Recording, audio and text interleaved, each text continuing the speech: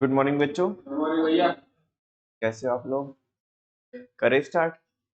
बच्चों, selection process शुरू की हुई है हमने और मैं आपको प्रिलिमिनरी स्क्रीनिंग क्या होती है और सिलेक्शन टेस्ट और उसके टाइप वो करा चुका हूँ। आज उसके आगे की स्टेप करने हैं।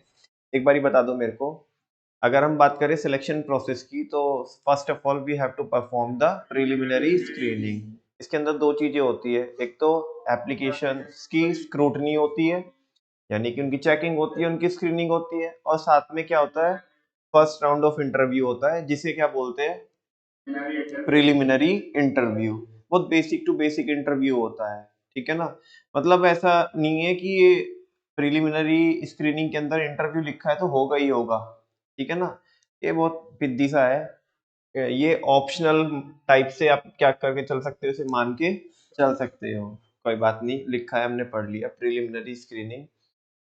नेक्स्ट है बच्चों, जो लोग प्रिलिमिनरी स्क्रीनिंग में कूदी मारे होंगे, ठीक है ना, उन्हें किसके लिए बुलाया जाएगा?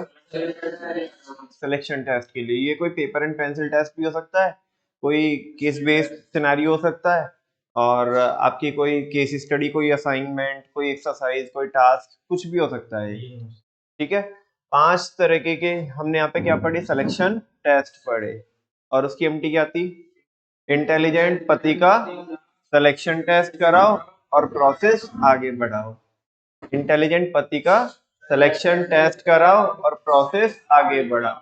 Intelligent for intelligence test, P for personality test, A for aptitude test, T for trade test, and I stand for interest test, ठीक है ना। अच्छा, आईक्यू लेवल किस में पता चलता है? एग्जिस्टिंग स्किल्स किस में पता चलती है? किस, वेरी गुड, ट्रेड टेस्ट में। फ्यूचर में कितना डेवलप हो सकता है ये किससे पता चलता है? मतलब फ्यूचर में कितना सीख सकता है, बेसिकली पूछना जो मैं चाहता हूँ आपको, किससे? एप्टीट्यूड टेस्ट से, ठीक है ना। इसको, ये चीज जो हम ऑफर करने वाले हैं वो से फैसिनेट कर भी रही है या नहीं कर रही है? Interest test. कौन सा टेस्ट? इंटरेस्ट टेस्ट, ठीक है ना। ये चोर तो नहीं है कहीं? पर्सनैलिटी टेस्ट, इसका एटीट्यूड कैसा है, ये मैच्योर है या नहीं है, ये सब किस में पता चलेगा? पर्सनैलिटी टेस्ट में पता चलेगा, ठीक है ना। बेसिक बेसिक मैंने आपको एक बार ही पूछे। नेक्स्ट है बच्चों, आज का जो हमारा एजेंडा है वो इस प्रोसेस को फिनिश करना है, और थर्ड स्टेप की बात करते हैं after the selection test. Next one is employment interview. Applications की स्क्रूटनी हो चुकी है, बेसिक बेसिक जो हमें पूछना है वो हो भी सकता है, नहीं भी हो सकता है। प्रिलिमिनरी इंटरव्यू हो गया, वहीं पे हो जाता है। सिलेक्शन टेस्ट भी करवा लिए, जो लोग उधर से भी कूदी मारे होंगे ना, अब उन्हें बुलाएंगे फॉर्मल इंटरव्यू के लिए। किसके लिए? है ना, जिसको बोलते हैं एम्प्लॉयमेंट इंटरव्यू। तो वो कौन सा अरे वो ऐसे ही था यार, वो वैसे ही, मतलब ऐसे ही नॉर्मल ना, मतलब किसी हो भी सकता है और नहीं भी हो सकता है। ज्यादातर केसेस में अगर आप पूछोगे तो नहीं होता है, ठीक है ना। एक्चुअल में ये इंटरव्यू होता है एम्प्लॉयमेंट इंटरव्यू, ये एक फॉर्मल इंटरव्यू होता है। बात ये आई जी की फॉर्मल इंटरव्यू होता क्या है या एम्प्लॉयमेंट इंटरव्यू होता क्या है। इंटरव्यू एक कॉन्वर्सेशन होती है, क्या होती है? वन साइडेड तो होती नहीं है ना, ये टू साइडेड होती है, ठीक है ना। ये एक कॉन्वर्सेशन होती है, फॉर्मल कॉन्वर्सेशन होती है, किसके बीच में? इंटरव्यूअर के बीच में और इंटरव्यूई के बीच में। इंटरव्यूअर कौन? जो इंटरव्यू ले रहा है, और इंटरव्यूई कौन? जो इंटरव्यू दे रहा है, ठीक है ना। अच्छा, यहाँ पे जो इंटरव्यूअर है, जनरली इंटरव्यूअर कौन होगा? एम्प्लॉयर की एम्प्लॉई? एम्प्लॉयर। जनरली इंटरव्यूअर कौन होगा? एम्प्लॉयर होगा। तो एम्प्लॉयर किसके बारे में पूछता है? एम्प्लॉय के बारे में पूछता है, और उसी से ही पूछता है, ठीक है ना। उसकी स्किल्स के बारे में, उसके कैलिबर के बारे में, उसके पोटेंशियल के बारे में, है ना, उसके पास क्या नॉलेज है, ये जानने का मौका मिलता है इंटरव्यूअर को इस कॉन्वर्सेशन में, इस फॉर्मल कॉन्वर्सेशन में। और जस्ट केवल किसको ही जानने का मौका नहीं मिलता, इंटरव्यूअर को जानने का नहीं मौका मिलता है इंटरव्यू के बारे में, इंटरव्यू को भी जानने का मौका मिलता है किसके बारे में? इंटरव्यूअर के बारे में। लेकिन फर्स्ट प्रेफरेंस, पहले मौका किसको मिलेगा? इंटरव्यूअर को, है ना। बाद में उसे ऑप्शन दिया जाएगा कि भाई अगर आप भी कुछ पूछना चाहते हो, आपको भी अगर कोई चीज टैली करनी हो, कोई चीज का कंफर्मेशन चाहिए हो, तो वो भी आप पूछ सकते हैं। बेसिकली होती क्या है, फॉर्मल कॉन्वर्सेशन है इंटरव्यूअर और इंटरव्यूई के बीच में, ठीक है। हाँ, वो मतलब ऐसे तो नहीं बताएगा बेसिकली, क्योंकि इंटरव्यू चल रहा है इंटरव्यूई का, तो वो तो उसी से पूछेंगे। लेकिन बीच बीच में कोई चीजें ऐसी आए जिससे हमें पता पड़ जाए कि अच्छा इनके ऑर्गेनाइजेशन में ऐसा होता है, ठीक है ना। तो जैसे कोई इस तरह का केस बना सकते हैं कि आप जिस कंपनी में, क्योंकि हमारे पास उसका सीवी तो पहले रहेगा, रिज्यूमे तो पहले रहेगा ही, है ना, उसी में से चीजें निकल के आती है, उसी में से क्या होती है, चीजें निकल के आती है। इसका बटन दबा दे। हाँ जी।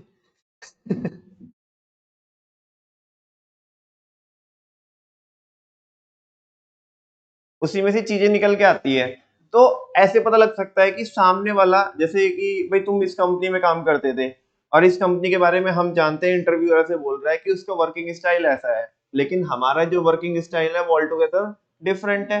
और हमारे उस वर्किंग स्टाइल में क्या है, ये चीजें है, ठीक है ना। हमें ऐसे ऐसे परफॉर्म करना होता है, क्या आप भी ऐसे उधर परफॉर्म करते थे? तो बोल रहा नहीं जी, हम तो ऐसे नहीं करते थे। तो फिर आप कैसे एडजस्ट कर पाओगे, ठीक है ना। आप देखो, इसके लिए ये एक टाइप से केस बेस्ड भी हो गया, कि इसे एक केस में डाल दिया और इससे पूछा कि तुम कैसे एडजस्ट करोगे, कैसे आप इसे मैनेज करके चलोगे, ठीक है ना। और साथ में कहीं ना कहीं डायरेक्टली तो नहीं बताया, ऐसे तो नहीं कि इंटरव्यू इस इंटरव्यूअर का चल रहा है, ठीक है ना, वो तो पूछ ही रहा है ना सामने वाले से, इंटरव्यू से। तो इसने इनडायरेक्टली कोई केस बना करके उसमें अपने बारे में बता दिया, और उसमें तुम कैसे मैनेज करोगे उसको, उससे वो भी पूछ लिया। लेकिन मेन मकसद यही था कि सामने वाला कैसे मैनेज करेगा, वो तो इनडायरेक्टली कोई चीज आ गई तो अपने बारे में भी हमने बता दिया, ठीक है। Finally, all those applicants who qualify for the test are called for an interview। वो सारे लोग जो सिलेक्शन टेस्ट पास किए होते हैं, ठीक है ना, उनको किसके लिए बुलाया जाता है, इंटरव्यू के लिए बुलाया जाता है। इंटरव्यू इज अ फॉर्मल, कोई इनफॉर्मल तो है नहीं है, ये एक फॉर्मल मीटिंग है ना, फॉर्मल कॉन्वर्सेशन है, इन डेप्थ कॉन्वर्सेशन, जहाँ पे घुस घुस के पूछता है इंटरव्यूअर किससे, इंटरव्यू की, है ना। कभी अगर थोड़ा और समझना हो तो यूपीएससी के मॉक इंटरव्यू यूट्यूब पे पड़े होते हैं, एक एक घंटे के, 45 45 मिनट के, विकास दिव्य कीर्ति सर के, या बाकी एक चौहान सर है, मेरे को उनका पूरा नाम याद नहीं आ रहा, दृष्टि के साथ ही वो मॉक इंटरव्यू करते हैं, या और भी बहुत सारे लोग हैं। आप देखना, मुझे सबसे बढ़िया उनके इंटरव्यू लगते हैं, या तो उन चौहान सर के या फिर विकास सर के इंटरव्यू लगते हैं। तो वो इंटरव्यू देखना कि वो कितना, मतलब कैसे कैसे, कि जो बंदे का क्या होता है, रेज्यूमे होता है ना, जो एप्लीकेशन होती है उसी में से चीजें निकलती रहती है। अच्छा, मान लिया आपका नाम क्या है, लेट सपोज आपने बताया कि कुछ भी आपने बताया, एक्स वाई जेड कोई भी नाम, ये बताया ग्रंथ बंसल, ठीक है ना। तो ऐसा कि आप बंसल ही क्यों लगाते हो, है वाह भाई वाह, नहीं ऐसे वाह भाई वाह। ऐसे कोई ना, तो वो उससे पूछना चाहते हैं ना, उससे पूछना चाहते हैं, ठीक है ना, कि वो उसे इसके बारे में पता है कि नहीं पता है, ठीक है ना। ऐसे तो बहुत सारे लोग, फिर मान लिया इधर, लेट सपोज हमने कन्हैया को भी बगल में बैठाया है, तो हमने कन्हैया का नाम पूछा, कन्हैया ने बोला मेरा नाम क्या है, कन्हैया गोयल है, ठीक है ना। तो नहीं, वो तो चलो ठीक है, वो पूछ लिया कि कन्हैया का मीनिंग क्या है, और या उसके पर्यायवाची पूछ ली, ठीक है ना, कि आपके नाम के पर्यायवाची बताओ, है ना, सिनोनिम्स बता दो, ठीक है। तो वैसा, अच्छा वो, ये भाई साहब बंसल लगाते हैं, तो आप गोयल क्यों लगाते हो, ठीक है ना। हाँ जी, देखो सिमिलैरिटी तो ये है कि दोनों बनी है ना, लेकिन उसमें फिर अब ये बताएगी कि पूरी वो कहानी, एक्चुअल में ऐसे नहीं कि उन्हें नहीं पता, वो आपसे पूछना चाहते हैं, फिर आप वो पूरी कहानी बताओगे, जी हाँ ये तो मेरे को पता है, अभी अभी मैंने वो अग्रसेन जी का प्रोग्राम क्या किया था, अटेंड किया था, उसमें पूरी कहानी चल रही थी कि कैसे कैसे ये सारे बंसल कंसल गोयल, ठीक है ना, ऐसे वो पूरा सारा बाइफरकेशन है, तो वो बताया। तो बेसिकली ये चीजें ना बातों में से निकल के आती है, बातों में से बातें निकल के आती है, ठीक है ना। अच्छा, आपका तो मतलब बेसिकली सवाल ये था कि बंसल क्यों लगाते हैं, लेकिन एक्चुअल में तो वो इतिहास है ना, एक एक पर्टिकुलर कोई चीज का, तो वो चीज जानना है, तो बातों में से बातें निकलती है। तो कह रहे हैं कि इंटरव्यू इज अ फॉर्मल, एक तो फॉर्मल तरीका, ऐसे नहीं वहां उधर इंटरव्यूअर के कंधे पे हाथ रख के, और सर ठीक है, क्या हाल है, क्या पूछना चाहते हो, ठीक है। ऐसे नहीं, वो आते ही वो टोक देंगे, तुम्हारा अंदर आने का तरीका सही नहीं था, तुम्हारा बैठने का तरीका सही नहीं है, ये थोड़ा टाई ऊपर करो, ठीक है, फॉर्मल तरीका होता है। Interview is a formal in depth conversation. कैसी कॉन्वर्सेशन होती है? इन डेप्थ कॉन्वर्सेशन होती है conducted to evaluate the applicant suitability for the job. और ये कॉन्वर्सेशन इसलिए कंडक्ट कराई जाती है ताकि हम क्या इवेल्युएट कर सके, सामने वाला जो एप्लीकेंट एप्लीकेंट है उसको क्या कर सके, हम इवेल्युएट कर सके कि वो जो जॉब हम उसे, जिस जॉब के लिए हम हायर कर रहे हैं उसके लिए वो सुटेबल है भी या कहीं ऐसा तो नहीं है वो ऐसे काँप रहा है, ठीक है ना, अपना नाम भी बताने में, ठीक है ना, अपना नाम यार होता है बहुत सारे लोगों को, ठीक है ना, बहुत फोबिया होता है किसी के सामने बोलने का, स्टेज पे बोलने का। तो कहीं ऐसा ना हो कि वो अपने आप को ही ना संभाल पा रहा हो तो जॉब को क्या संभालेगा, ठीक है ना। Interview haves to know more about the qualification. Interview के थ्रू हमें जानने का मौका मिलता है किसके बारे में, सामने वाले की क्वालिफिकेशन के बारे में and experience of the applicant, और उसके एक्सपीरियंस के बारे में। तुम बोलोगे भैया लिखा तो है उसकी एप्लीकेशन में, लिखा तो है उसके रेज्यूमे में, उसके सीवी में लिखा तो है चीजें, तो फिर काहे पूछना है? अरे वो तो झूठ झूठ भी लिख सकता है ना, लेकिन क्रॉस वेरीफाई भी तो करना है ना। कभी उसमें लिख कुछ और रहा है, बोल कुछ और रहा है, किया कुछ और है ठीक है ना, जब हमारे यहाँ पे आएगा तो कुछ और ही माहौल करेगा। तो दैट्स वाई वो क्रॉस वेरिफिकेशन हो जाता है। तो कह रहे हैं कि क्वालिफिकेशन के बारे में और उसके एक्सपीरियंस के बारे में जानने का मौका मिलता है एप्लीकेंट के। The person who takes the interview is known as the interviewer. जो इंसान इंटरव्यू लेता है, जो लेता है वो इंटरव्यूअर, और जो देता है वो interview, and another person is known as the interview. Interview also gives a chance to the interviewee. लेकिन बाद में कह रहे इंटरव्यू में किसको भी चांस मिलता है, इंटरव्यूई को भी चांस मिलता है टू सीक इंफॉर्मेशन। क्या लेने का? इंफॉर्मेशन को लेने का चांस मिलता है, इंफॉर्मेशन पाने का चांस मिलता है रिगार्डिंग सैलरी। किसके बारे में? सैलरी के बारे में। जी बाद में पूछ लेगा सर वो ओवरऑल पैकेज क्या रहने वाला है, ठीक है ना। वर्किंग कंडीशंस, कहीं ऐसा तो नहीं किसी खोपचे में डाल दोगे, ठीक है ना। कहाँ पे वर्किंग कंडीशन कैसी होगी, कौन सी ब्रांच में होगी, कौन सी डिवीजन में होगी, ठीक है ना, किस एरिया में होगी, है ना, तो वैसा।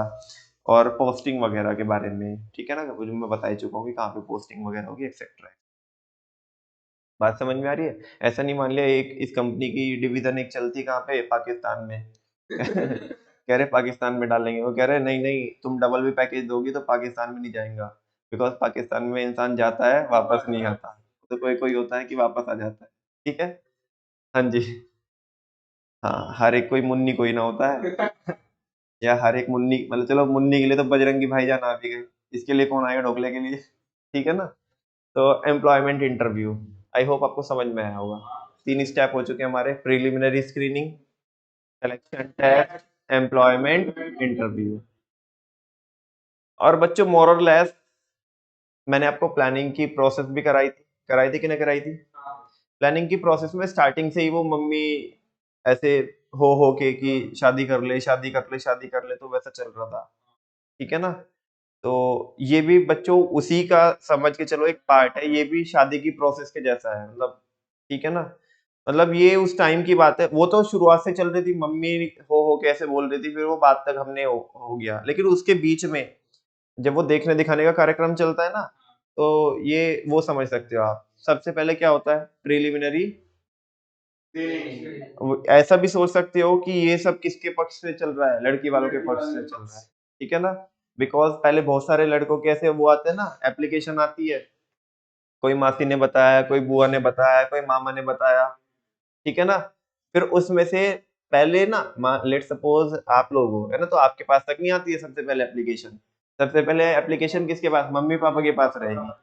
अब उनकी भी कुछ क्या होगी, रिक्वायरमेंट होगी ना, कि लड़का ऐसा होना चाहिए, उसका चाल चलन सही होना चाहिए, तौर तरीके सही होने चाहिए, ठीक है ना, और ऐब नहीं होने चाहिए उसके अंदर, है ना। तो उनके भी कुछ क्राइटेरिया होगी, उनकी भी कोई चेकलिस्ट होगी।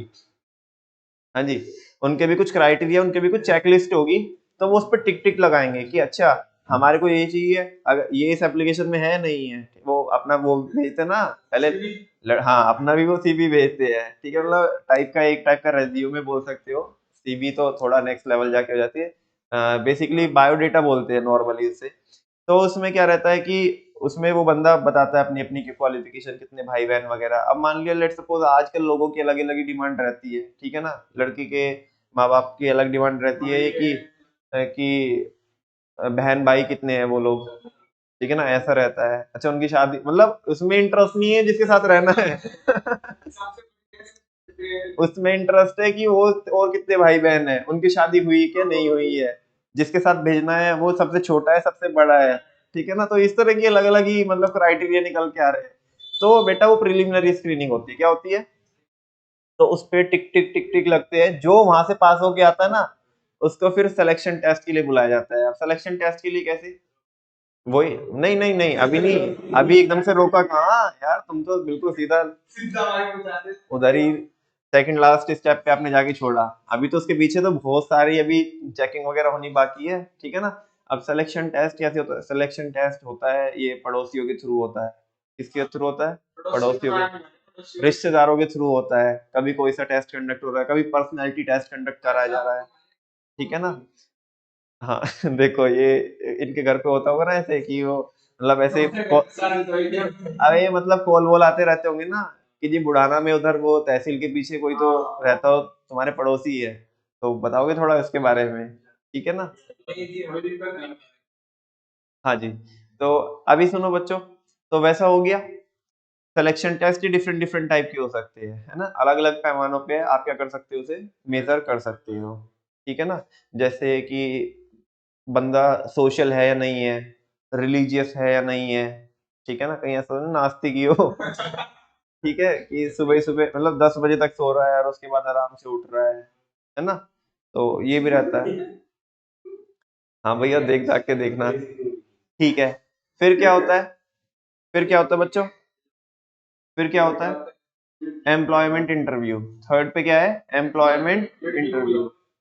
एम्प्लॉयमेंट इंटरव्यू में होता है वो देखने दिखाने का कार्यक्रम होता है ना, देखने दिखाने का कार्यक्रम होता है।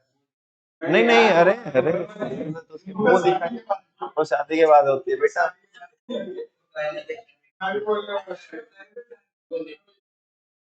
हाँ जी, तो एम्प्लॉयमेंट इंटरव्यू में देखने दिखाने का कार्यक्रम होता है।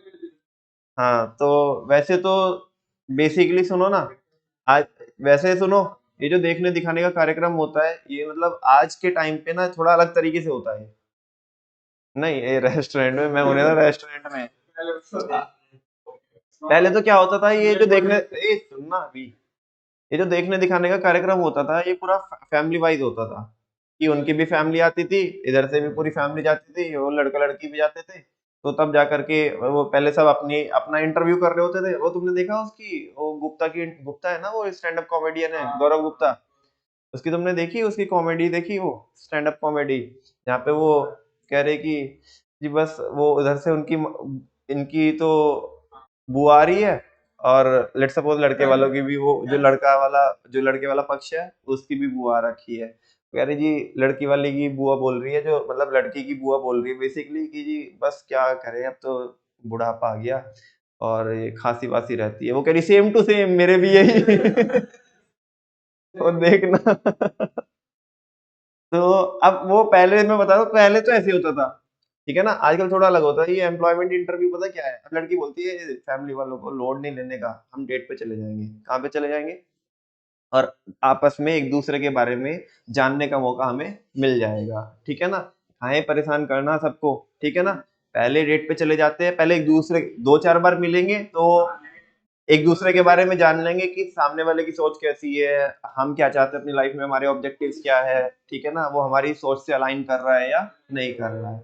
तो ये इंटरव्यू प्राइवेट में हो जाता है। ठीक है ना, एम्प्लॉयमेंट इंटरव्यू। अब यहाँ पे दोनों को ही बराबर मौका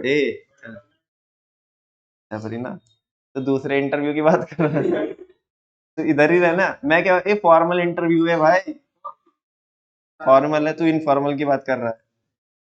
फॉर्मल इंटरव्यू मतलब ये एम्प्लॉयमेंट इंटरव्यू हो गया। ठीक है ना, और ये हमारी प्रोसेस में लाइन हो जाता है वापस से। सबसे पहले प्रिलिमिनरी स्क्रीनिंग कौन करेगा? बोलो ना, लड़की वाले के लड़की वाले के जो पक्ष के लोग हैं वो करेंगे। ठीक है ना, खासकर मम्मी पापा, है ना, ताऊ जी ताई जी। ठीक है ना, वो सारे लोग मिल करके।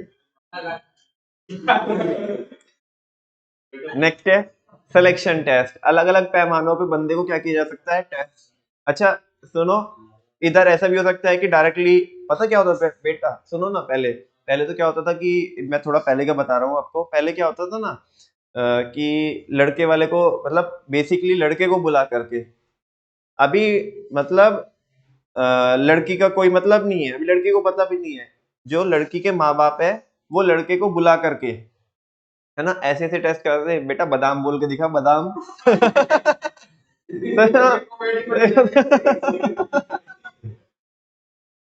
नहीं वो चेक करने के लिए, जस्ट टू चेक कि कहीं तोतला तो नहीं है। वो ऐसे ऐसे वर्ड ढूंढ के लेके आते हैं जो मतलब बोलने में टिपिकल हो, जिनसे पता पड़ जाए कि हाँ इसको बोलना आता है कि नहीं आता है, ठीक है ना ऐसे। तो मतलब हाँ तो वो वही तो चेक करना है ना।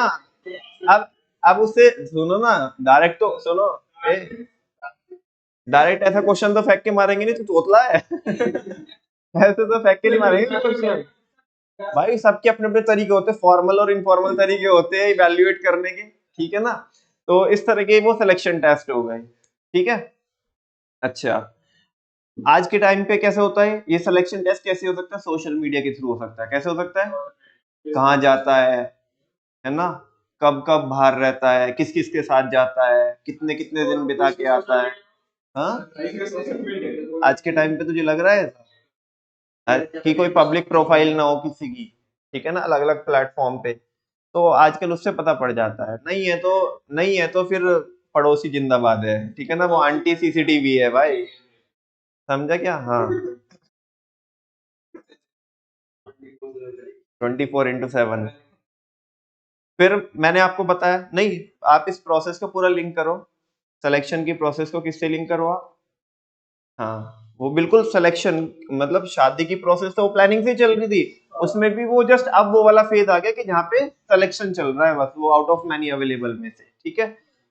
सबसे पहले वापस से बोलो, जल्दी बोलो, प्रिलिमिनरी स्क्रीनिंग कौन करेगा, मम्मी पापा करेंगे, पक्ष के लोग करेंगे, ठीक है ना। अच्छा दूसरा सिलेक्शन टेस्ट, अलग अलग तरीके आजमा सकते हैं सामने वाले को इवैल्यूएट करने के लिए। फिर क्या होता है, एम्प्लॉयमेंट इंटरव्यू, क्या होएगा, इधर शादी का इंटरव्यू होएगा। मैंने बताया पहले वो दोनों पक्ष वाले करते थे, आजकल प्राइवेटली हो जाता है लड़का लड़की, क्योंकि वो कह रहे हैं कि जब मियाँ बीवी राजी तो क्या करेगा काजी, तो खामे खा पलटन क्यों इकट्ठी करनी। तो आजकल जमाना ऐसा ही है, अब क्या करे कि वो लड़के लड़की जा करके आपस में सोच लेते हैं कि भाई हाँ भाई तुम्हारी और हमारी सोच अलाइन हो रही है कि नहीं हो रही, वो एम्प्लॉयमेंट इंटरव्यू हो गया। अच्छा जब उधर से एम्प्लॉयमेंट इंटरव्यू क्या होता है, क्लियर होता है, क्या होता है, क्लियर होता है, ठीक है ना। तो अभी क्या है ना, अभी और एक और स्टेप पे सुनो, घर वालों की अभी इंक्वायरी खत्म नहीं हुई, उनका इन्वेस्टिगेशन खत्म नहीं हुआ अभी, वो क्या करते हैं, रेफरेंस एंड बैकग्राउंड चेक करते हैं। क्या करते हैं, रेफरेंस, फैमिली कैसी है, बैकग्राउंड कैसा है, ठीक है ना, कहीं बाहुबली तो नहीं है। पता पड़े कल कुछ हो जाए तो पूरी फैमिली कट्टे वट्टे निकाल के लेके आए, राइफल वाइफल निकाल के लेके आए, ठीक है ना। कहीं कहीं पंकज त्रिपाठी कहीं ये लड़का मुन्ना भैया ना हो, अरे कालीन भैया ना हो।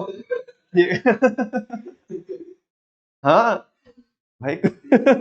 और ज्यादा ज्यादा कनेक्शन मत निकालना भाई, मैं भी बस बेसिकली बोल रहा हूँ, मैं बस वो बाहुबली टाइप एंगल से बोल रहा हूँ, तुम कभी उसके आगे चले जाओ, कभी वो बाऊजी और सारा कुछ निकाल के लेके आओ, ठीक है ना। ललित वगैरह पूरा सारा कनेक्शन तुम बना दो उसमें, वो मत बनाना, ठीक है ना। रेफ बस just to check reference and background, ठीक है ना। अच्छा सुनो ना, हाँ ये तो चलो ठीक है, ये तो इनफॉर्मली रहा जिस जो मैं अलाइन करके आपको समझा रहा हूँ, लेकिन उसके साथ में बच्चों ऐसा समझो अभी आप कि इंटरव्यू के बाद हम बंदे को, चलो ठीक है बंदा हम हमारे अकॉर्डिंग बढ़िया है, मतलब वो क्वालिफिकेशन उसकी या उसका बोलने का तरीका या पेश आने का तरीका, वो हमें जानने का मौका मिल गया वो चीजों को संभाल सकता है कि नहीं संभाल सकता है। लेकिन अब ऑर्गेनाइजेशन वालों ने ये भी चेक करना है कि उसका बैकग्राउंड कैसा है, उसका बैकग्राउंड कैसा है, वो किसके रेफरेंस से आया, वो किसके रेफरेंस से। बच्चों अगर अच्छे रेफरेंस के थ्रू आया होगा तो हम उस पे उसने लिखा भी होगा और हम उस पर रिलाई भी कर सकते हैं, क्या भी कर सकते हैं, रिलाई भी कर सकते हैं, ठीक है ना। उसका बैकग्राउंड अगर हम चेक करेंगे वो अच्छा मिला, अच्छा इन द सेंस कि कहीं वो ऐसा तो नहीं है कि मुन्ना भाई है और हमने से कुछ बोल दिया तो भाई उसने तो वहां माहौल बना दिया, ऐसे तुमने सुन दिया फैमिली मैन में, ठीक है ना। वो मैंने दिखाई भी था तुम्हें इधर यहाँ पे, वो परेशान रहता है तो उसने सीनियर को पीट दिया, आ इधर आ, टाइप पकड़ के इसकी यहाँ मैं परेशान हूँ। तो ऐसा मुन्ना भाई दबंग टाइप का बंदा नहीं होना चाहिए, तो रेफरेंस और बैकग्राउंड चेक कर रहे हैं। अच्छा बच्चों, रेफरेंस का यहाँ पे बड़ा खेल होता है कि किसके थ्रू आए हो आप। रेफरेंस समझ रहे हो आप कि किसके थ्रू आए हो आप, ठीक है ना। अच्छे लोगों नहीं, बिचौलिए भी नहीं होते, ये अच्छे अच्छे लोग होते हैं। रेफरेंस रेफरेंस कौन होते हैं? अच्छे अच्छे लोग होते हैं। ये अच्छे अच्छे लोग इन द सेंस जो इंडस्ट्री के जो पहचान वाले लोग हैं, जो बहुत अपनी रिकॉग्निशन रखते हैं, ठीक है ना। लेट सपोज किस में काम करता था बंदा, एक टाटा में काम करता था। किस में काम करता था? टाटा में काम करता था, और बहुत करीब था किसके, मैं बहुत ऊपर अपर लेवल की बात कर रहा हूँ, टाटा साहब के बड़े करीब था, रतन टाटा साहब के, ठीक है ना।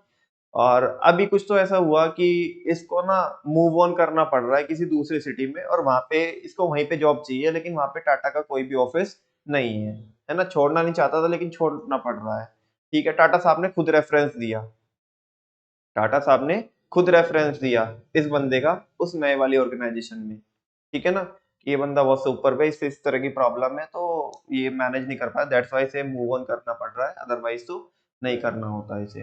तो बताओ अगला नहीं मानेगा क्या? ठीक है ना। बिचौलिए नहीं होते, रेफरेंस ही अच्छे अच्छे लोग होते हैं, मतलब ये रसूखदार लोग होते हैं, ठीक है ना, जिनकी चलती है, ठीक है।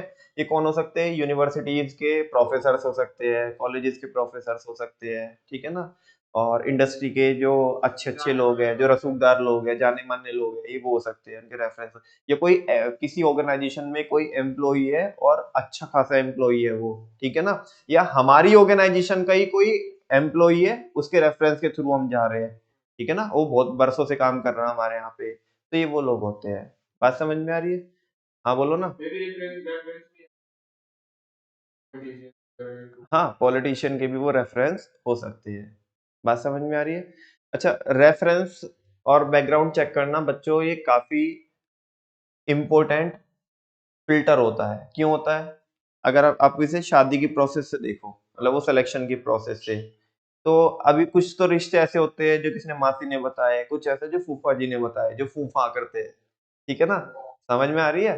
अब क्या हुआ कि मान लिया तुम्हारे तीन चार फूफा जी है अलग अलग, ऐसे मतलब रिलेशन में, कुछ एक दो तो मतलब अपने बिल्कुल ही सगे है, सगे वाले, एक दो आपस में ऐसे रिलेशन में है, ठीक है ना। तो अब एक तो एक का माहौल ही रहता है, मतलब उन्हें किसी भी फंक्शन में बुला लो तो उनकी फूफा ही रहती है, ये नहीं किया वो नहीं किया, हमें यहाँ नहीं लेने आए, हमें वहां नहीं लेने आए, हमें पूछा नहीं, है ना। अच्छा, सबको 500 का लिफाफा दिया, हमारे को 250 गलती से चला गया था, हमारे को 250 का लिफाफा दिया। तो वैसे वो फूफा ही करते रहते हैं। हाँ, बीच में छोड़ के भाग जा रहे हैं, कह रहे तुम ही कर लो शादी, हमारे को तो कोई पूछना, हम तो जा रहे हैं, है ना। तो भाई, हाँ, बुलाया क्यों था? हमें बेइज्जती करने के लिए बुलाया था क्या? ठीक है ना। तो ऐसे एक दो रिश्ते होते हैं, जैसे जिया जी का एक रिश्ता होता है और एक फूफा जी का रिश्ता होता है, तो दो थोड़े से ऐसे रिश्ते होते हैं, इनको थोड़ा संभाल के रखना पड़ता है। भाई ये बीच में भग लेते हैं, ये इनको कुछ नहीं पता, ठीक है। अच्छा, अब मान लिया कोई एक ऐसा ही नाटकबाज व्यक्ति है, ठीक है ना, और उसके थ्रू रिश्ता आया है, रेफरेंस उसका आया है, तुम क्या कहोगे? भैया हाथ जोड़ लो, इनके थ्रू जो रेफरेंस आया है, इनके थ्रू जो रिश्ता आया है, उसमें नहीं भैया, इसको नए वाले को संभालेंगे, पहले पुराने वाले को संभालेंगे, ठीक है ना, हमारा तो ये पागल बना देंगे, ठीक है। ऐसा होता ना, तुम कभी कभी देखना, ऐसा मोहल्ले पड़ोस में अपने घर पे देखना, है ना, मम्मी पापा लोग ऐसे बात करते रहते हैं, इनके थ्रू नहीं आया, बस हाथ जोड़ लो, पहले मना कर लो जी, अभी नहीं कर रहे हम अपनी लड़की की शादी, ठीक है ना, अभी तो बच्ची अभी तो पढ़ी रही है जी। वैसा, समझ आ रही है बात? तो ये रेफरेंस, अभी देखो, रेफरेंस और बैकग्राउंड समझ में आ रहा है तुम्हें कि वो बैकग्राउंड फूफा जी का कैसा है, जैसे अपने यहाँ पे ऐसे रिश्ता लेके आए होंगे, दोनों मिलकर के बैंड बजाएंगे हमारी बात में, ठीक है ना। तो एक एक ही नहीं झेल रहा भी है, दूसरे को कहाँ पे झेलेंगे? कोई अच्छा रेफरेंस आया कोई ऐसा जो बहुत पोलाइट बंदा है, जो कभी परेशान नहीं करता, मतलब कुछ रिश्तेदार ऐसे होते हैं ना जो कभी परेशान नहीं करते, मतलब नहीं है कुछ, ठीक है ना, ठीक है, तुम खुश तो ये भी खुश, है ना, तुम्हारे दुख में ये भी दुखी है तुम्हारा, मतलब ऐसे होते हैं ना, बहुत एमिएबल नेचर के होते हैं। कुछ कुछ रिश्तेदार जो उंगली करने वाले होते हैं, कुछ रिश्तेदार क्या होते हैं जो जेन्युइन रिश्तेदार होते हैं, तो उनके थ्रू अगर रिश्ता आया है, तो वो रेफरेंस उनका आया है, तो इसका मतलब अच्छा ही बंदा, अपने जैसे बंदा बताया उन्होंने, परिवार वाला वगैरह वगैरह, इस तरह की चीजें। तो ये यहाँ पे चल रहा है बच्चों, सिंपल। देखो, reference and background check. A candidate is generally required to give the names, addresses and mobile number of some references. एक कैंडिडेट ने क्या करने होते हैं? किसके नेम देने होते हैं? बोलो ना। नेम, एड्रेस, मोबाइल नंबर किसका देना होता है? कुछ, ए चल, अपना अपना तो देगा ही, रेफरेंस का कि किसके थ्रू आया है, ठीक है ना, of some reference in the application form for the purpose of verifying information, ताकि हम क्या कर सके, इंफॉर्मेशन को वेरीफाई कर सके। छोटे लेवल पे देखो, मैं अलग अलग ढंग से समझाने की कोशिश कर रहा हूँ आपको। एक तो मैंने वो शादी वाले पर्सपेक्टिव से समझाया, दूसरा कंपनी वाले पर्सपेक्टिव से। अब थोड़ा छोटे स्मॉल बिजनेस के पर्सपेक्टिव से देख लो। एक बंदा कहीं पे काम करता था, लेट सपोज गोयल वालों के यहाँ पे काम करता था, ठीक है, हमें पता नहीं था इस बात का। अब वो हमारे यहाँ पे आया, अब मान लिया गोयल वालों से हमारे बहुत अच्छी टर्म्स है, बहुत अच्छे रिलेशन है, आमने सामने की बात है, ठीक है। तो अब और सोसाइटी वाली बात है। अब वो बंदा आया कि जी मेरे पास ऐसा ऐसा एक्सपीरियंस है, ये वगैरह वो, हमने उसका बैकग्राउंड चेक किया, हमने उससे भी पूछा और अदरवाइज भी हमने टैली किया कि भाई पहले कहाँ पे काम करते, कह रहे गोयल वालों के पास अभी भी काम कर रहा हूँ, करंट में काम कर। हमने बोला भैया हम नहीं रखेंगे। क्यों नहीं रखेंगे, आमने सामने की बात है, हमारे सोशल जो टर्म्स है वो खराब होएगी, ठीक है ना। सामने वाला पता नहीं क्या सोचेगा, इसे इन्होंने भगा दिया हमारे यहाँ से, इन्फ्लुएंस कर लिया, ये कर लिया, वो कर लिया, बहुत सारी चीजें आया खुद है वो। तो हमने बैकग्राउंड चेक कर लिया, बिकॉज चाहे वो कितना भी बढ़िया एम्प्लॉय हो, लेकिन हमारे लिए बेनिफिशियल नहीं रहेगा, आमने सामने की बात है ना। हमारे बाकी दूसरे और रिलेशन क्या हो जाएंगे, खराब हो जाएंगे। तो इस तरह से क्या करना, बैकग्राउंड क्या करना, चेक करना। ये तो बैकग्राउंड हुआ मान लिया, ठीक है ना। अच्छा, इस छोटे केस में बता रहा हूँ मैं। रेफरेंस क्या हुआ, अब ऐसे तो बहुत सारी एप्लीकेशन आती रहती है कि जी हमें रख लो, हमें रख लो, हम लायक है, हमने इतने साल काम किया है ना। तो हम ये पूछेंगे भाई किसने भेजा है तेरे को, किसने भेजा है। वो कह रहे जी गोयल वालों ने भेजा है। उनके यहाँ पे काम नहीं करता था, कह रहे गोयल वालों ने भेजा है। तो हम भाई जब उन्होंने बताया है, हम उनसे वेरीफाई भी कर लेंगे कि आपके थ्रू ये आपका नाम ले रहा है, एक बंदा है, ठीक है ना, ऐसे ऐसे कह रहा है, ये मतलब क्या ठीक है। वो कह रहे कोई दिक्कत नहीं है, इसका जो भाई है हमारे यहाँ पे 10 सालों से रहता है, कभी कभी जब हमें जरूरत पड़ी है हमने भी इसको बुलाया, काम भी बढ़िया करता है, कोई दिक्कत वाली बात नहीं है। तो भाई रेफरेंस आया है ना। अब रेफरेंस आया ऐसे बंदे का, है ना, जो जिसको मार्केट में जिसकी एक पैसे की इज्जत नहीं है, कह रहा है जी उन्होंने भेजा, ठीक है भैया, ओवर स्टाफिंग हो रखी है, ठीक है ना, तू आ जाएगा तो ये अंडर स्टाफिंग हो जाएगी, ठीक है ना, सारे भग जाएंगे ऐसे जिसका तूने नाम ले दिया। तो रेफरेंस एंड बैकग्राउंड चेक का बड़ा क्या होती है आपकी उसकी ऑर्गेनाइजेशन में बड़ी क्या होती है, सिलेक्शन के दौरान इंपॉर्टेंस होती है। उससे पता चल जाता है सामने वाले के बैकग्राउंड के बारे में, ठीक है ना। कहीं ऐसा कल चल के हमने उसे डांट दिया, है ना, और चाचा उसके विधायक है, उसने तो भैया वहां पे बखेड़ा खड़ा कर दिया, ठीक है ना। सबको कह रहा है "ए, लाइन में लगो इधर, अब ये चाचा को फोन कर रहे हैं हम।" तो चाचा हमारे विधायक है, तो उधर सुनो ना, नहीं नहीं नहीं, अच्छा ऐसा है, मान लिया इसके ऊपर कोई केस चल रहा है, इसके ऊपर कोई केस चल रहा है, पुलिस वेरिफिकेशन में है ये, है ना, प्रोसीडिंग चल रही है इसके ऊपर।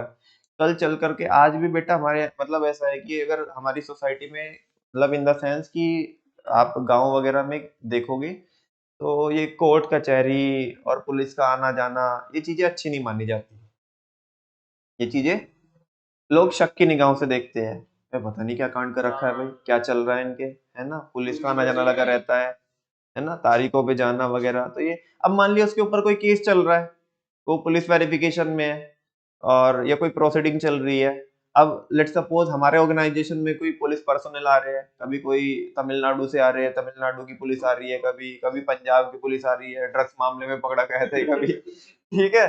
तो ऐसे में हमारी इज्जत भी खराब होगी, हमारे ऑर्गेनाइजेशन की क्या होगी, गुडविल खराब होगी। तो ये सारी चीजें रेफरेंस एंड बैकग्राउंड चेक में होती है, ठीक है ना। जहाँ पे हम ये देखेंगे कि किसके थ्रू आया है, वो तो हो गया रेफरेंस, है ना। और बैकग्राउंड ये क्या करता था, ठीक है ना, हाँ कहीं पेडलर तो नहीं है, पता पड़े इधर बम लगाने आए हो, ठीक है ना। उधर से हमारे पास तो कोई अक्षय कुमार भी नहीं है जो आकर के वो सारे डिफ्यूज कर देगा, ठीक है ना। तो ये सारी चीजें हैं बच्चों। A candidate is generally required to give the name addresses and mobile number of some references in the application form. उसे एप्लीकेशन फॉर्म में कुछ क्या देने होंगे, नाम ऐसे देने होंगे जिसके थ्रू वो आया है, ठीक है ना, और उनका मोबाइल नंबर भी, और साथ में उनका एड्रेस भी, for the purpose of verifying information, ताकि हम क्या कर सके, इंफॉर्मेशन को वेरीफाई कर सके, एंड गेनिंग एडिशनल इंफॉर्मेशन, और क्या कर सके, एडिशनल इंफॉर्मेशन गेन कर सके। इससे एक फायदा और होगा। ये तो अच्छा अच्छा ही बताएगा अपने बारे में, ठीक है। अब ये मान लिया इसने जो रेफरेंस डाल दिया वो किसका डाल दिया, पिछले वाले एम्प्लॉयर का डाल दिया, किसका डाल दिया, जहाँ पे जॉब करता था। अब गलती से उसे गाली देके भगाया था, बाद में कुछ बिगड़ गई होगी बात, तो ये गाली देके भगाया, ठीक है ना। अब इसने रेफरेंस भी डाला था, इसने क्या डाला था या नहीं डाला, ऐसे कोई गाली देके भागा रेफरेंस खुद नहीं डालेगा उसका कि मैं उनके थ्रू आया हूँ, लेकिन ये तो बताएगा ना कि मैं कहाँ पे जॉब करता था पहले। अच्छा, अब वो उनसे हमने पूछा, तो बोला जी मत रखना है, तो बहुत वाहियात एम्प्लॉई है, सारे एम्प्लॉय बिगाड़ दिए इसने, में लेट आता था, ठीक है ना। सारे एम्प्लॉइज ऐसे बिगाड़ दिए इसने कि इसको हमने बोला 2-4 बार टाइम दिया, इसने सारों को ही ऐसे इनफॉर्मल ग्रुप बनाया इसने अपने, है ना। और ये बगावत करता था, क्या करता था। तो इस तरह की चीजें वो पता पड़ जाएगी आपको, एडिशनल इन्फॉर्मेशन भी पता पड़ जाएगी इसके बारे में। The candidate successful in the interview, जो इंसान इंटरव्यू में क्या हो जाता है, आर जनरली इन्वेस्टिगेटेड, उसको क्या किया जाएगा, इन्वेस्टिगेट किया जाएगा on the basis of references supplied by them, उसने जो रेफरेंस दिए उनके थ्रू हम क्या करेंगे, इसे इन्वेस्टिगेट, इसकी मतलब इसकी इन्वेस्टिगेशन करेंगे, ठीक है ना। References can be of previous employer, ये कब होगा, ये किस केस में होगा प्रीवियस एम्प्लॉयर का रेफरेंस, जब हमारे उससे बहुत अच्छे से बनती थी और हम वहां से मतलब म्यूचुअल कंसेंट से आए हैं, समझ में आ रही है ना, आपसी सहमति से आए हैं। नॉन पर्सन, किसी जान पहचान के पर्सन की क्या हो सकती है, रेफरेंस हो सकती है, ठीक है ना, जिसको ये भी जानता हो और हम भी जानते हो, मतलब एम्प्लॉयर भी जानता हो। टीचर्स की हो सकती है, यूनिवर्सिटी प्रोफेसर्स की हो सकती है, बिकॉज क्या रहता है, इनके टच में बहुत सारे लोग रहते हैं। अब जैसे लेट सपोज बच्चों, एक बड़ा नाम मैं लेता हूँ, विकास दिव्य कीर्ति सर है, ठीक है ना। ऐसा हो सकता है कि पूरे देश के अंदर कि उनके पढ़ाए हुए स्टूडेंट ना हो, देश के हर एक कोने में, और अच्छी अच्छी पोजीशन पे, अच्छी अच्छी पोस्ट पे होंगे। हाँ, हाँ बोलो ना।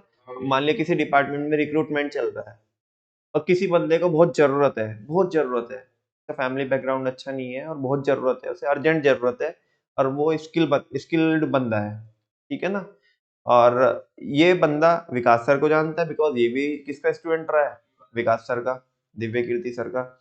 और जिस डिपार्टमेंट में वैकेंसी अराइज हुई है, उस डिपार्टमेंट को हेड कर रहा है कोई विकास दिव्य कीर्ति सर का कोई पुराना पास्ट स्टूडेंट, ऐसा हो सकता है।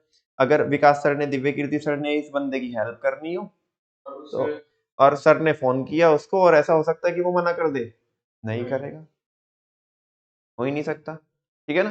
प्रोसेस बराबर लगेगी, लेकिन अब उस बंदे का मान लिया अगर नंबर, मैं ये नहीं कह रहा हूँ कि मैं इसको थोड़ा अनएथिकल मत लेना कि अनएथिकल तरीके से हम यहाँ पे पार्शियलिटी हो रही है कि वो अपनी उसका, अपनी गुडविल का, अपनी जो पोजीशन है उसका मिसयूज कर रहे हैं, मैं उस एंगल से नहीं बोल रहा हूँ बच्चों। मैं ये कह रहा हूँ कि स्किल्ड बंदा है, ठीक है ना, ये स्किल्ड बंदा है, ऐसा नहीं कि वाहियात है, कोई उनके फैमिली मेंबर है, ये स्किल्ड बंदा है।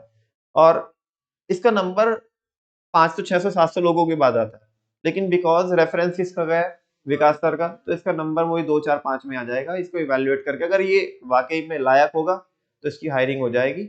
जस्ट इतना बेनिफिट मिल गया कि इसको अर्जेंटली जरूरत थी, जब वो 500 700 तक इसका नंबर था, वो एप्लीकेशन इसकी तब तक आती, तब तक इसको बड़ी दिक्कतें क्रिएट हो जाती, इसकी भी फाइनेंशियल कंडीशन ऐसी हो रही है कि इसको अर्जेंट जॉब की जरूरत है अभी, ठीक है ना।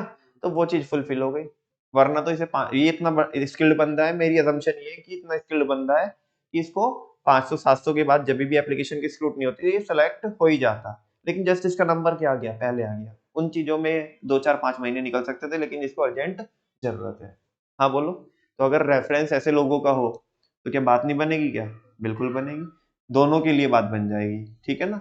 जिस ऑर्गेनाइजेशन में जा रहा है वो भी रिलाई करेंगे कि यहाँ पे उन्होंने बोला है तो कुछ सोच समझ के ही बोला होगा, ठीक है ना। तो ये किसके हो सकते हैं, टीचर्स, यूनिवर्सिटी प्रोफेसर, या जो जान पहचान के लोग होते हैं, या जो प्रीवियस एम्प्लॉयर, उनका रेफरेंस इसमें हो सकता है, ठीक है। शादी की प्रोसेस से कैसे रिलेट करोगे, अब कोई तो एक बंदा ऐसा होता है कि जिसको रिश्ते करवाने का बड़ा शौक होता है। हाँ जी, फैमिली वगैरह में कोई तो एक ऐसा बंदा होता है जिसको रिश्ते करवाने का बड़ा शौक होता है, होता है कि नहीं होता है। आजकल तो फिर भी कम हो गया ये, लेकिन पहले बड़ा होता था। और खासकर ये जो फूफा जी वगैरह होते हैं ना, इन्हीं को ये शौक होता था। अब मान लिया, लेट सपोज कोई ऐसा है कि जिसने पहले भी रिश्ते करवाए हमारी फैमिली में, और वो रिश्ते बहुत अच्छे कराए और बहुत अच्छे से उनकी लाइफ चल रही है, तो अगर इस तरह के रेफरेंसेस आएंगे उन्हीं के थ्रू आएंगे तो रिलाई के। लेकिन एक पहले फंस गया था कोई एक रिश्तेदार और कॉम्प्लिकेशन हो गई थी बड़ी, ठीक है ना। बस वो जैसे तैसे करके बस वो किया ही है मैनेज, ठीक है ना। हाँ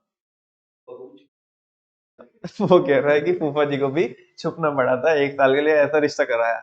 दोबारा वैसे तो आप जरूरत नहीं करेंगे अगली बार, लेकिन फिर भी कुछ को होता है ना, अंदर से कीड़ा होता है कराने का, ठीक है ना। तो अभी फिर भी दोबारा रेफरेंस दिया तो तुम भी सोच समझ के कराओगे। कहते हैं कि अंडरग्राउंड अपने अपने आप भी 1 साल रहा था और हम भी फरार रहे थे, ठीक है ना। वरना तो इसने तो ऐसा काम करा दिया था कि अंदर जाने के काम हो गए थे, ठीक है ना।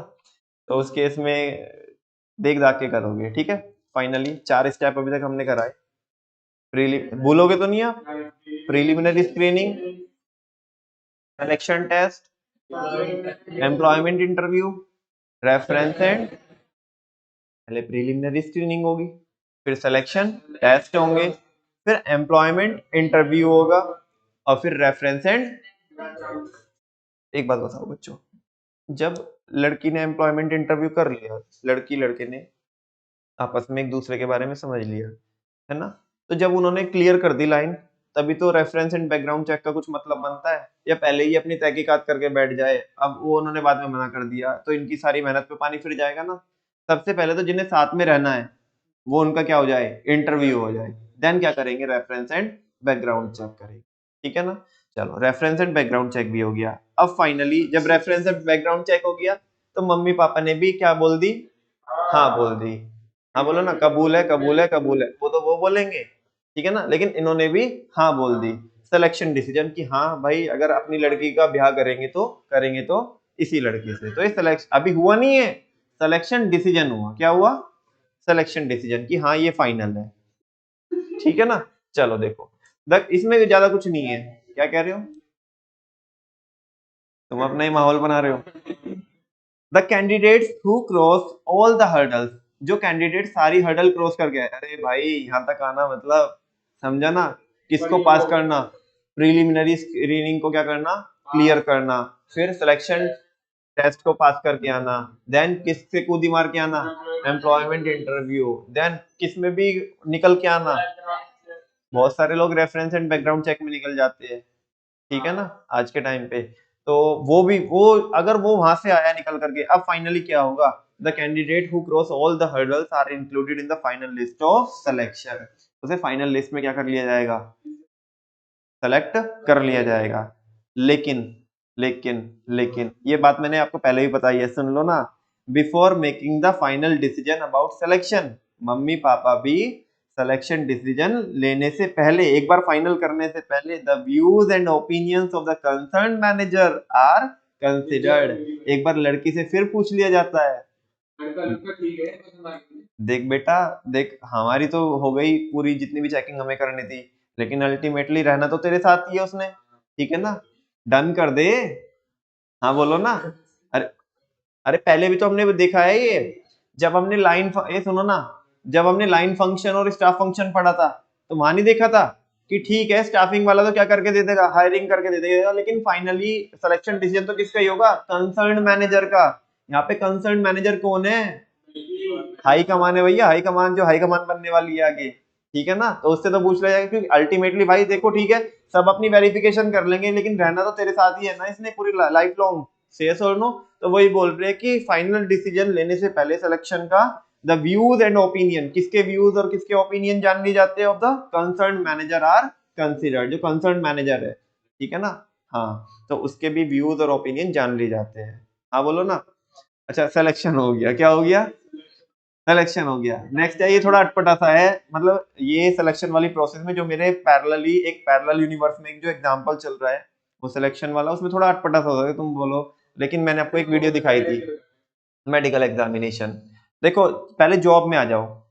आजकल बच्चों आप किसी भी आईटी फील्ड में जाओ या कोई भी किसी भी फील्ड में आप जाओ, खासकर आर्मी से तो आप रिलेट कर पाओगे। आर्मी में तो होता ही है मेडिकल, होता है कि नहीं होता है आर्मी में जाने के लिए। बाकी दूसरी कंपनी में अगर आप प्रोफेशनली या कोई मैनेजरियल पोजीशन के लिए क्या कर रहे हो, अप्लाई कर रहे हो और आप सेलेक्ट हो गए, तो उनकी कंपनी की तरफ से उनके ही नेटवर्क के कुछ हॉस्पिटल्स होते हैं, वहां पे जाकर के अपने आप को सारे क्या कराने होते हैं, टेस्ट वगैरह क्लियरेंस कराना होता है, उसको बोलते हैं मेडिकल एग्जामिनेशन। कहीं ऐसा ना हो आपको कोई कम्युनिकेबल डिजीज हो, आपके आने से बाकी दूसरे लोगों को भी हो जाए। आर्मी में तो ऐसा होता ही है, पहले मेडिकल होता है, बाकी दूसरे फील्ड में भी होता है, तो मेडिकल एग्जामिनेशन हो गया, ठीक है ना। पैरेलल यूनिवर्स में जो हमारा एग्जांपल चल रहा है, मैंने आपको एक वीडियो दिखाई थी बिजनेस एनवायरनमेंट में, जहाँ पे वो लड़की उनकी पुलिस वेरिफिकेशन के प्रूफ मांगती है, मेडिकल रिपोर्ट्स मांगती है, वगैरह वगैरह, दिखाई थी कि नहीं दिखाई थी सोशल एनवायरनमेंट में, याद आया ना आपको? बिल्कुल। तो ये मेडिकल एग्जामिनेशन हो सकता है, ठीक है ना, कि भाई मेडिकल एग्जामिनेशन की रिपोर्ट दो आप अपनी, तो कह रहे हैं अरे तुम ठीक है करते हो तुम अपना। Before making a job offer, सुनो ना, अभी सुनो, मन में रखी है किसने बात? लड़की के मम्मी पापा ने अपने मन में रखी है बात, सामने वाला तो क्या मांग ली, उनकी मेडिकल रिपोर्ट मांग ली, ठीक है ना। तो तभी तो बोल रहा है before making the job offer, अभी उन्हें नहीं बोला कि हाँ तुम ही हमारे दामाद जी बनोगे, ऐसा बोला नहीं है। तो ये बोल रहा है बिफोर सुनना, before making the job offer, before making the job offer, job offer देने से पहले the candidate is required to undergo a medical test. Candidate को किसके थ्रू होके गुजरना पड़ेगा? तो जैसे ना नवाजुद्दीन भाई का वो डायलॉग है कि चल अच्छा तेरे को जाना है क्या उधर, पहले मेरी लाश से होके गुजरना पड़ेगा। तो वैसे ये मेडिकल एग्जामिनेशन बोल रहा है, ठीक है ना। अच्छा तेरे को जॉब चाहिए क्या, पहले पहले मेरी प्रोसेस के थ्रू होके गुजरना पड़ेगा, ठीक है ना। वैसे आगे, the job offer is given to the candidate, job offer उस कैंडिडेट को दिया जाएगा हु इज डिक्लेयर्ड फिट, जो फिट होगा आफ्टर द मेडिकल एग्जामिनेशन। अरे मतलब मेडिकल एग्जामिनेशन करने के बाद जो फिट डिक्लेयर होगा, उसको हम क्या देंगे, नेक्स्ट स्टेप में जॉब ऑफर देंगे। क्या देंगे? दोबारा से, प्रिलिमिनरी स्क्रीनिंग, पैरेलली वो मन में लेके आना क्या क्या चल रहा है। प्रिलिमिनरी स्क्रीनिंग, देन फिर सिलेक्शन टेस्ट, 5 होते हैं, वो बोल दो अभी। इंटेलिजेंट पति का सिलेक्शन टेस्ट कराओ, वो ऐसा वो लड़की बोल रही है, किसको? अपने पापा को बोल रही है, इंटेलिजेंट पति का सिलेक्शन टेस्ट कराओ, प्रोसेस आगे बढ़ाओ, ठीक है। जब उन्होंने कर लिया तो फिर वो क्या होगा, एम्प्लॉयमेंट इंटरव्यू होगा। फिर एम्प्लॉयमेंट इंटरव्यू के बाद reference and background check, reference and background check के बाद क्या ले लिया जाएगा, सिलेक्शन डिसीजन। और सिलेक्शन डिसीजन अभी लिया, अपने मन में रखो बात, सामने वालों को क्या करा लो, बोलो ना मेडिकल। और जो बंदा मेडिकल एग्जामिनेशन में भी फिट पाया जाएगा, उसको अभी हम क्या देंगे, जॉब ऑफर देंगे। क्या देंगे बच्चों? Job offer. अब फाइनली मेल जाएगी, सुनो ना, अब कोई कंपल्सन नहीं है, ऑर्गेनाइजेशन की ओर से क्या जाएगी, जॉब ऑफर मेल जाएगी है कि हाँ भाई हमारे जितने भी पैमाने थे, जितने भी पैरामीटर्स थे, आप उन पे खरा उतरे, हमारी तरफ से तो हाँ है, तुम बताओ तुम्हें कबूल है कि नहीं है। जिस दिन वो रिवर्ट करके भेज देगा कबूल है, कबूल है, कबूल है, उस दिन क्या हो जाएगा, एग्रीमेंट हो जाएगा। क्या हो जाएगा? सुनो, बात बराबरी की होनी चाहिए। अभी तक सारी वेरिफिकेशन, बैकग्राउंड रेफरेंस सब चेक कौन कर रहा था? लड़की वाले। साला लड़के वालों की कोई इज्जत है कि नहीं है? है, जिंदगी में उनकी भी इज्जत है। वैसे तो आजकल तो है नहीं इज्जत, ठीक है ना। तो किसकी? लड़के वालों की इज्जत है। अरे कहाँ है तू बेटा, कोई बात नहीं, अभी ये नादानी में, अभी बचपने में, नहीं 50 साल बाद नहीं, अभी 5 साल बाद देख लिए। ज्यादा लंबी क्यों जा रहा है? सुनो अभी, हाँ तो मैं क्या बोल रहा हूँ बच्चों, तो थोड़ी बहुत इज्जत तो रखते हैं, कौन भी? लड़के वाले भी। अब ठीक है, तुमने तो सारी वेरिफिकेशन करी, तुमने बोल दिया कि हाँ जी हमारी तरफ से, अभी इसमें बोला जॉब ऑफर में कि हमारी तरफ से हाँ है, हमें आपका लड़का पसंद है। लेकिन लेकिन लेकिन एक फाइनल उनके उनको भी बनता है अभी तो। अभी इन्होंने बोला हाँ, अब चाहे तो वो भी हाँ या ना कर सकते हैं, वो भी चाहे तो हाँ या ना कर सकते, कोई कंपल्सन नहीं है, ठीक है ना। जॉब ऑफर किसकी तरफ से गया है? हाँ, जॉब ऑफर किसकी तरफ से गया है? पैरेलली जो एग्जांपल चल रहा है, थोड़ा फॉर्मल आ जाओ। ऑर्गेनाइजेशन ने क्या दिया, उस कैंडिडेट को क्या दिया, जॉब ऑफर दिया कि आप हमारे पैरामीटर्स पे खरा उतरे और ठीक है ना, आप ज्वाइन कर सकते हो, लेकिन करना या ना करना ये किसके ऊपर डिपेंड करता है? अब उसके ऊपर, वो भी ना कर सकता है। इतना पैरामीटर पे खरा उतरने के बाद ना इन्होंने ठुकरा दिया, ठीक है ना, नहीं चाहिए, नहीं चाहिए, ये जाना नहीं चाहिए। कह रहे इतना कार्यक्रम क्यों किया था? अरे भारीपन लाने के लिए, ठीक है ना। अब सुनो ना, जैसे लेट सपोज किसी बंदे ने गूगल में माइक्रोसॉफ्ट में अप्लाई किया और उन्होंने इसे पूरा तरसाया, कैंडिडेट को पूरा तरसाया इसे, ये मतलब ट्रेनिंग तो नहीं बोल सकता अभी, ये टेस्ट वो टेस्ट, ये चेक वो चेक, ऐसे है ना, ये असाइनमेंट ये वो सारा कराया, ठीक है ना। बाद में दुनिया को ये बताने के लिए देख ठुकरा के आया हूँ, ठीक है ना, इतना तरस आया था ठुकरा के आया हूँ, हल्के में मत लेना, ठीक है ना। इन्होंने भी हाँ बोल दी थी। ऐसा होता है ना कि एक तो जिसको हर एक कोई पाना चाहता है, एक तो कोई ऐसी कंपनी होती है जिसको हर कोई पाना चाहता है, ठीक है। और उसके हाँ बोलने के बाद भी देख इसे भी ठुकरा के आया हूं, तो थोड़ा भारीपन आता है, क्या आता है, भारीपन आता है। खैर, जॉब ऑफर देखो, सुनो ना। The candidate who clear the medical examination, जो लोग क्या क्लियर किए होते हैं, मेडिकल एग्जामिनेशन क्लियर किए होते हैं, are issued a job offer, उन्हें क्या दिया जाता है, जॉब ऑफर दिया जाता है बच्चों, through a letter of appointment. किसके थ्रू, ऐसे नहीं हो भैया आ जाइए कल सुबह से आ जाइए, ऐसे नहीं होता कि कल सुबह इधर लोकल में होता, कोई छोटे छोटे बिजनेस में कोई बात नहीं कल से आ जाइए, हो ऐसे नहीं होता, प्रॉपर टाइम दिया जाता है। अरे वो कहीं पे अभी भी तो जॉब कर ही रहा होगा ना, उधर भी नोटिस पीरियड सर्व करके आएगा, 3 महीने का नोटिस पीरियड होता है। ऐसे कोई उधर से छोड़ के भाग लेगा एकदम से, ठीक है ना, 3 महीने पहले बताना पड़ेगा कि मैं भागूंगा, वो अपना इंतजाम कर लेंगे ना, ठीक है ना। बेसिकली क्या होता है, केटी दिलवाते, क्या दिलवाते हैं, ये तुम्हें समझा क्या, केटी क्या होता है, नॉलेज ट्रांसफर, क्या होता है, जितना भी काम इसने किया ना, जो अपनी प्रोफाइल पे रह करके अपनी जॉब पे रह करके करता है, वो अब वो क्या करेंगे, 3 महीने पहले बताएंगे ना, तो वे एक बंदे का इंतजाम करेंगे इसको रिप्लेस करने के लिए। और वो उन 3 महीनों के अंदर इसका काम ये होगा कि जो जो इसको काम आता था, या जो ये काम करने के लिए मतलब अपनी रेस्पॉन्सिबिलिटीज को पूरा करने के लिए जो नॉलेज की रिक्वायरमेंट है, जो वर्किंग स्टाइल की रिक्वायरमेंट है, वो सारी चीजें 3 महीने के अंदर किसको सिखाएगा ये, उस अगले बंदे को। बात समझ में, वरना अरे ये तो अदर इधर तो वो ये इसको सारी नॉलेज थी, ये तो छोड़ के भाग गया, हम क्या करेंगे सर, हमारे पास क्या रह जाएगा, समझा क्या। तो इधर वैसे इसको ये केटी देगा, क्या देगा, केटी बोले तो नॉलेज ट्रांसफर, नए बंदे को प्रिपेयर करेगा, 3 महीने बाद जब छोड़ के जाएगा। अच्छा, तो इसमें लिखा रहेगा कि कब से ज्वाइन करना है, जॉब ऑफर में रहेगा कि कब से ज्वाइन करना है, ठीक है ना। और ये सारी चीजें फाइनल हो जाती है किसमें, अगले वाले स्टेप में, कॉन्ट्रैक्ट ऑफ एम्प्लॉयमेंट में, ठीक है। बिकॉज उससे इंटरव्यू में पूछ लिया जाता है ना कि आप कहाँ पे जॉब कर रहे हो, कैसे कैसे, तो उसमें बता दिया जाता है कि आप कब से ज्वाइन कर रहे हो। तो ये कह रहे हैं कि उसे जॉब ऑफर इशू किया जाता है through a letter of appointment to confirm, सुनो ना, इन्होंने ही कंफर्म किया, अभी किसने, कंपनी ने। और पैरेलली, पैरेलली बोलो ना, अरे पैरेलल एग्जांपल में किसने कंफर्म किया, लड़की वालों ने।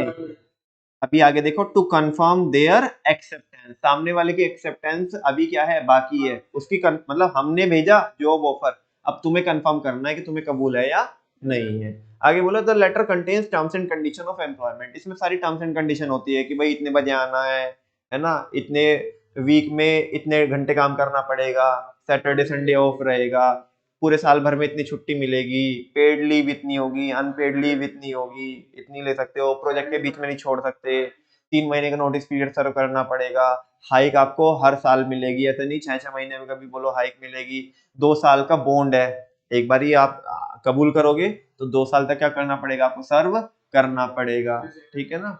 हाँ, इतने आपको ईसॉप्स मिलेंगे, शेयर्स मिलेंगे, तो ये सारी चीजें टर्म्स एंड कंडीशन रहती है, पैकेज वगैरह का उसमें क्लासिफिकेशन रहता है कि कितना इन हैंड सैलरी होगी, ओवरऑल पैकेज क्या रहने वाला है, तो ये सारी चीजें रहती है इसमें, ठीक है ना।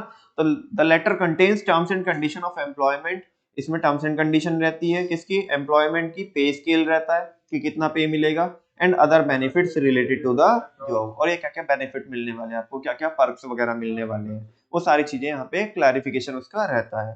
सच a letter generally contains a date, इस लेटर में एक डेट लिखी होती है, by which the appointee must report on duty, ऐसे नहीं कल से आ जाएगा, उसमें डेट लिखी रहेगी कि आपको इस तारीख से क्या करना है, रिपोर्ट करना है। आमतौर पर ये इंडस्ट्री का जो स्टैंडर्ड है वो 3 महीने बाद की डेट होती है, it may be early date और it may be later than 3 month, वो 3 महीने के बाद की भी कोई डेट हो सकती है। अच्छा, कहीं पे ऐसा भी होता है कि लेट सपोज इस बंदे ने जहाँ पे जॉब कर रहा है, वो उस ऑर्गेनाइजेशन से इतना तंग आ चुका है कि अब एक भी दिन वो उधर जाना नहीं चाहता पुराने ऑफिस में अपने, और इसने आज बोला ये पड़ी तुम्हारी धर्मशाला, जा रहा हूँ, तो फिर उस केस में क्या होगा, उस केस में वो सारे अपने जो डिस्चार्ज वगैरह के जो वो है डॉक्यूमेंट्स वगैरह है उस बंदे के, या जो एनओसी वगैरह जो भी है, सर्टिफिकेट वगैरह जो भी उसे फाइनल कंक्लूड करके देने हैं वो कब देते हैं, जब ये 3 महीने की क्या देगा, इधर सैलरी देगा।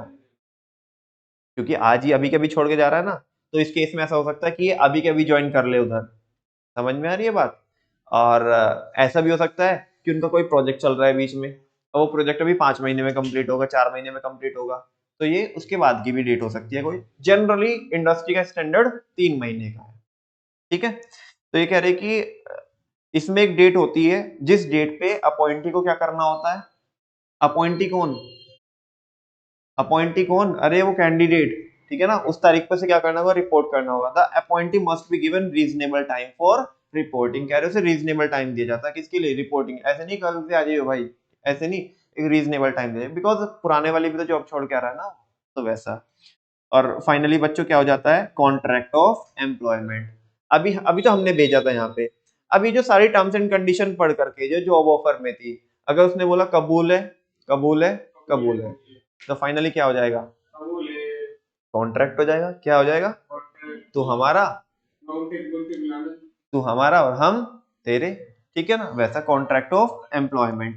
आफ्टर द कैंडिडेट एक्सेप्ट, सुनो, after the candidate accept the job offer, जब कैंडिडेट क्या एक्सेप्ट कर लेगा, जॉब ऑफर एक्सेप्ट कर लेगा, a written contract of employment is made between the employer and the candidate. एक रिटन में क्या होता है, कैंडिडेट वो बनता है, एग्रीमेंट बनता है, कॉन्ट्रैक्ट बनता है एम्प्लॉयमेंट का, किसके बीच में, एम्प्लॉयर के बीच में और कैंडिडेट के बीच में। ये मैं आपको प्रैक्टिकली दिखा सकता हूँ, मैंने भी अभी बनवाया था जब अभी मेरी सिस्टर की जब जॉब फाइनलाइज हुई थी इन्फी में, तो उधर ये बेसिकली उस पे बनवाते हैं।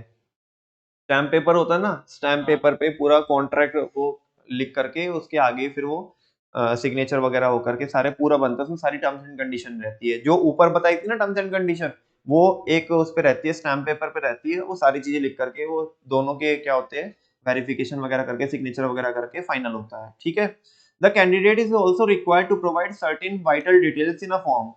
कैंडिडेट को बहुत सारी डिटेल्स भी देनी होती है, duly authenticated and attested by him, जिसको वो क्या करता है, ऑथेंटिकेट करता है, मतलब कि जो मैंने बताया है ये सच बताया है, मतलब जो भी मैंने आपको इन्फॉर्मेशन दी है सच्ची इन्फॉर्मेशन दी, झूठी इन्फॉर्मेशन। अरे जैसे मैं लेता हूँ ना आपसे वो फॉर्म में, वैसे बाद में तुम लिखते नहीं, वो उधर लिखा रहता है, I Kartik Verma son of mister Satish Verma. ठीक है ना, hereby declare that the above the given information is true to the best of my knowledge. ठीक है ना, ऐसा होता ना, और कि सारा कुछ सही है, अगर कुछ गलत हुआ तो मेरे खिलाफ क्या हो सकती है, कोई भी लीगल प्रोसीडिंग्स हो सकती है। जैसा सिग्नेचर करते हो, पापा की सिग्नेचर, डेट, प्लेस वगैरह वो करके, तो वही बोल रहे हैं कि ऑथेंटिकेट करते हो और अटेस्ट करते हो। क्या करते हो, अटेस्ट करते हो, वो बंदा ही करता है। Such attestation form is kept by the company as a valid record. ये जो है ना, ये जो अटेस्टेशन फॉर्म है, मतलब जो आपने जिसपे सिग्नेचर करके दिए है, जिस फॉर्म पे, जिस कॉन्ट्रैक्ट पे, वो कंपनी अपने पास रखती है, किसके तौर पे, वैलिड रिकॉर्ड के तौर पे, प्रूफ एविडेंस के तौर पे रखती है, फॉर फ्यूचर रेफरेंस। फ्यूचर में दिक्कत आएगी, तुम नाटकबाजी दिखाओगे, 6 महीने बाद बोल रहे सैलरी बढ़ाओ, कॉन्ट्रैक्ट देखेंगे ना कि कॉन्ट्रैक्ट में क्या था कि 1 साल के बाद ही हाइक मिलेगा, तो वो वैलिड प्रूफ के एविडेंस के तौर पे काम करेगा। The contract of employment consist of necessary information. इसमें बहुत सारी जरूरी इन्फॉर्मेशन होती है रिगार्डिंग जॉब टाइटल, कि आपकी जॉब टाइटल क्या रहेगी, मतलब प्रोफाइल क्या रहने वाली है, आपकी पोजीशन क्या रहने वाली है, ड्यूटी क्या रहेगी आपकी, कैसे कैसे आपने परफॉर्म करना है, रेस्पॉन्सिबिलिटीज क्या है। ठीक है ना, डेट ऑफ ज्वाइनिंग, कब से ज्वाइन करने वाले हो आप, पे एंड अलाउंसेस का पूरा बाइफर्केशन रहेगा। ठीक है ना, आवर्स ऑफ वर्क, कितने घंटे काम करोगे आप वीक में, लीव के रूल्स क्या होंगे।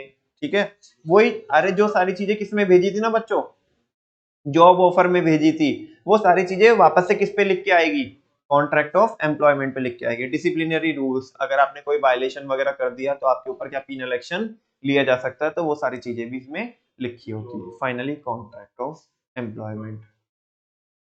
इसी के साथ साथ बच्चों हमारी क्या हो जाती है, सिलेक्शन प्रोसेस पूरी हो जाती है। कुछ और थोड़ा सा इसके बारे में बताना मेरे को, सिलेक्शन प्रोसेस के बारे में आज नहीं बताएंगे, कल इसको मैं एक बारी करूंगा कंप्लीट। और कल मैं क्या करूंगा, प्लानिंग से स्टार्ट करके ये पूरा सिलेक्शन से होते हुए स्टाफिंग प्रोसेस कल हम पूरी करेंगे, वो बोला था। ठीक है ना, थैंक यू वेरी मच बच्चों।